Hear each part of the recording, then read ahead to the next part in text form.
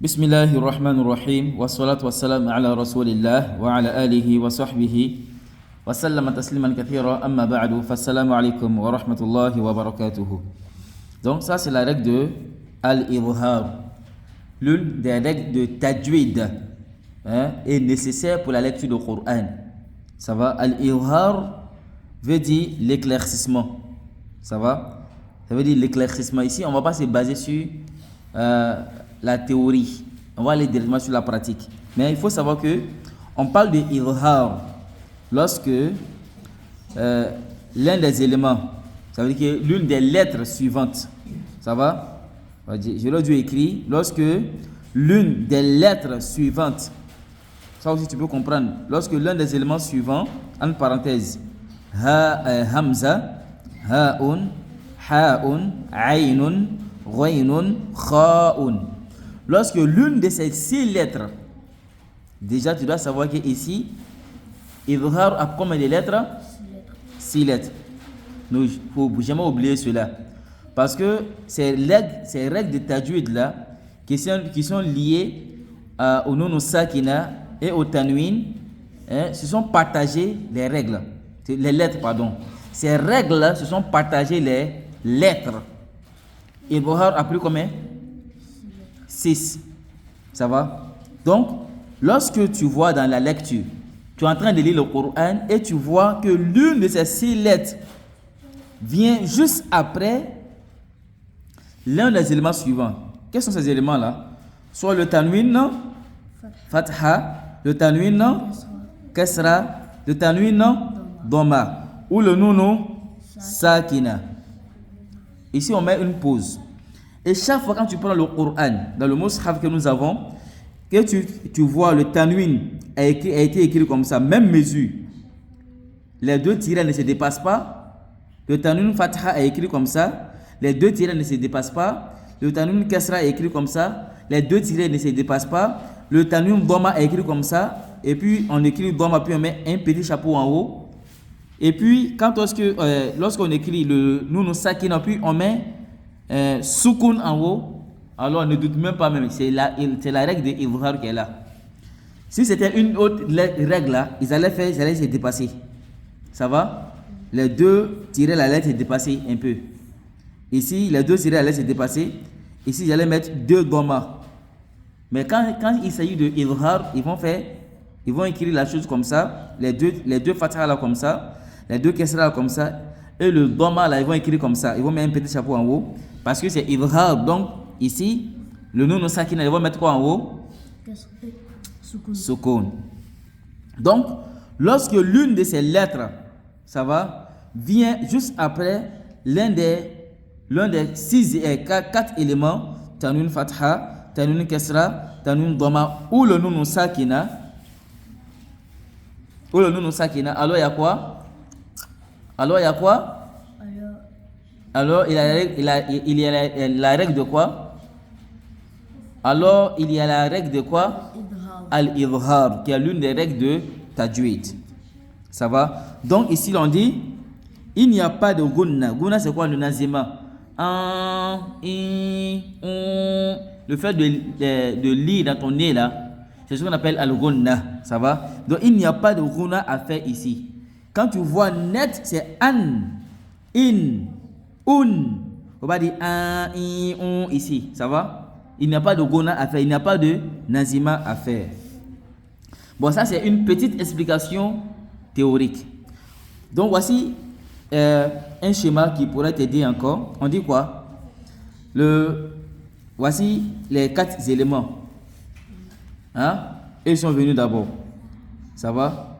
Et puis après, si l'une de ces 6 lettres suit l'un de ces 4 éléments, alors automatiquement il y a le Izhar. Parce qu'en arabe, ce sont ces lettres-là, c'est, comment dirais-je, lorsque tu vois ces lettres-là, et puis juste derrière ces lettres-là, tu vois quoi? Tanwin fatha, tanwin kasra, tanwin dhamma ou le nun sakina. Alors la règle qui est ici est la règle de Al-Izhar. Il ne faut même pas douter de cela. Et tu as compris? Ça va? Oui, ça va. Très bien. Parce que dans l'écriture, c'est comme ça que tu vas voir, la chose va se présenter. le tanwin va venir d'abord, et puis après les lettres vont suivre. Si tu as vu que l'une de ces 6 lettres vient juste après l'un de ces éléments-là, automatiquement il y a le ibhar. Donc on va prendre un seul exemple. On a dit Ghutha'an ahwa. Ça va? On n'a pas dit Ghutha'an ahwa. On dit pas de nazima, pas de guna. Donc on a fait guna. Donc là, il y a un problème. Donc j'ai dit Ghutha'an ahwa. On pose maintenant la question.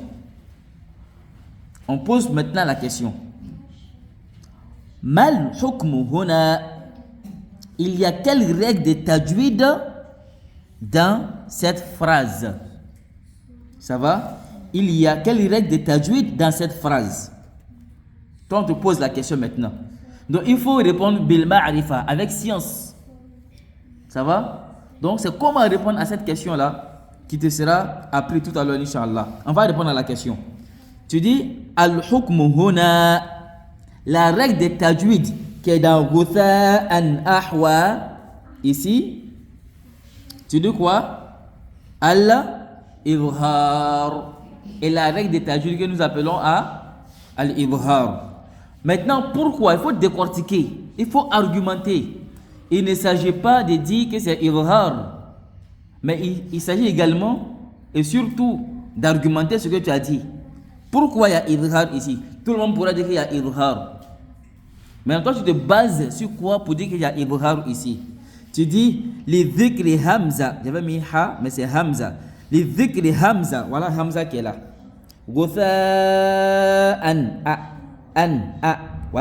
Voilà ça qui est là. Les dhikri hamza, parce que hamza est venu juste avant ou bien juste après, hein? Les dhikri hamza ba'da, juste après. Le ba'da ici dans ce cadre là, c'est juste après. Juste après quoi? Le tanwin fatha. Ça c'est une première partie de l'argumentation. Mais il faut conclure. Alors tu dis maintenant wal hamzatu. Si tu ne connais pas le hamza, alors que nous savons que le hamza, qui est ce signe là, est quoi? Harfun, est une lettre. Hein? De quelle lettre? Min hurufi al-ibhari. Parmi les lettres de ibhar, intah al-mawdu'. Tu as fini d'argumenter. Ça va? Donc, voici comment tu argumentes une règle de tajwid liée à la règle de ibhar. Voici les exemples partis qui sont là. On dit comme ça par exemple yan'aun. Tu dis al-hukmu huna al-ibhar li dhikri hamza ba'da nun sakina wal hamza harfun min hurufi al-ibhar min ahl. الحكم هنا الإظهار لذكر همزة بعد نون ساكنة والهمزة حرف من حروف الإظهار. غثاء أحوى الحكم هنا الإظهار لذكر همزة بعد تنوين فتحة والهمزة حرف من حروف الإظهار. عين آنية الحكم هنا الإظهار لذكر همزة بعد تنوين كسرة والهمزة حرف من حروف الإظهار. قادح إلى الحكم هنا الإظهار لذكر همزة بعد تنوين ضمة والهمزة حرف من حروف الإظهار. ينهى la deuxième lettre de إظهار. Tu dis ينهى الحكم هنا. La règle qui est ici al-ibhar est la règle de tajwid qu'on appelle al-ibhar.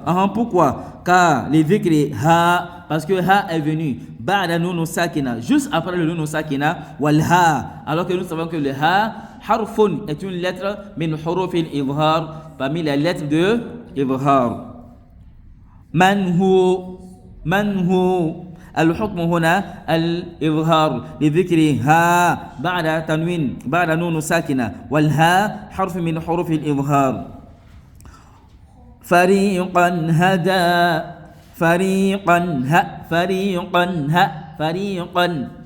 tu dis فريقا هدى. Tu dis quoi? Fariqan hada. Tu dis al-hukmu huna. Hein, qui veut dire quoi? La règle qui est ici. Qui est ici. Ici, c'est où ça? Ici? Très bien. Fariqan hada. La règle qui est ici est quelle règle? Al-idhar. Al-idhar. Et la règle de tajwid que nous appelons al-idhar, l'éclaircissement. Limada, pourquoi? Les dhikriha veut dire quoi? Les dhikriha veut dire quoi? Les dhikriha, parce que le ha est venu. Juste. Ba'da Juste tanwin après. fatha. Juste après Tanwin fatha. tanwin fatha. Tu dis quoi après? Walha. Walha. Harfun Harfun. min hurufil idhar. Min hurufil idhar. Très bien. Jurufin har. Jurufin har. Comment tu peux décortiquer ça? Comment tu peux argumenter ça? Jurufin har. Faut taper dessus sur cet exemple et puis tu essaies de donner l'argumentation de Jurufin har. Mal hukmu huna. Réponds. Al-hukmu huna. Al-hukmu huna. Al-hukmu huna. Al-idhar. Al-ibhar. C'est ici, c'est pas là-bas. C'est ici que tu dois t'appuyer. Les dhikri. Les dhikri. Ha. Très bien. Les dhikri ha'un. Ba'da. Tanwin kasra. Masha'Allah. Ba'da tanwin kasra. Akmil. Il faut conclure maintenant. Tu dis quoi à la fin?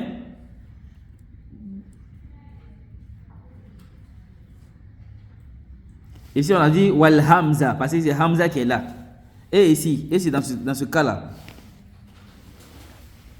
Ha'un. Ha'un. Wal ha'u. Wal ha'u. Harfun. Harfun Min hurufi. min hurufil idhari. Min hurufil idhar. Maintenant, si on te pose la question, wal ha'u harfu min hurufil idhar, ça veut dire quoi? Alors que le ha Est une lettre. est une des lettres. La lettre parmi la règle Est une lettre parmi les lettres de quoi? d'idhar. Al-idhar. Ça va? Ici, on va lire ça. Afasihrun hadha. Afasihrun hadha. Al-hukmu huna al-idhar. لذكرها بعد نون بعد تنوين ضمة والهاء حرف من حروف الإظهار.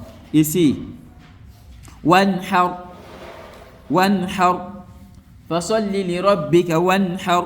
Est-ce qu'on doit dire وانحر? Non, parce que c'est إظهار qui est ici. Donc tu dis الحكم هنا الإظهار لذكر حاء بعد نون ساكنة والحاء حرف من حروف الإظهار. من حيث الحكم هنا الإظهار لذكر حاء بعد نون ساكنة والحاء حرف من حروف الإظهار. عليما حكيما عليما حكيما. Et on doit dire aliman hakima. On doit dire ça ici. Non, faut pas faire le naziment, faut pas nazier. Donc tu dis aliman hakima.